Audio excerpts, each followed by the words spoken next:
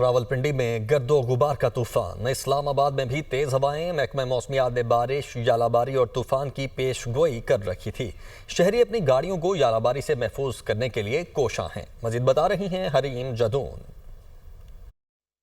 देखिए, आज गर्म और मरतूब मौसम के बाद इस वक्त अचानक मौसम तब्दील हुआ है और आसमान पे काली घटाएं छा गई हैं। मेरे बैकग्राउंड में भी इस वक्त आप देख सकते हैं और जो ठंडी हवाएं चल रही हैं, कुछ मकामात पे बारिश भी शुरू हो चुकी है रावलपिंडी और इस्लामाबाद में। और महकमा मौसमियात की जानिब से ये प्रेडिक्शन पहले ही कर दी गई थी कि आज शाम में मौसम अचानक तब्दील हो सकता है और तेज़ हवाओं के साथ यालाबारी और बारिश के इम्कान जो है वो जाहिर किए गए थे। इस वक्त भी तेज़ हवाएं चल रही हैं और ना सिर्फ रावलपिंडी और इस्लामाबाद बल्कि पंजाब, खैबर पख्तूनख्वा, गिलगित बल्तिस्तान, कश्मीर और तमाम तर ये जो इलाके हैं, इनमें भी बारिश और यालाबारी के जो इम्कानात हैं वो जाहिर किए गए थे।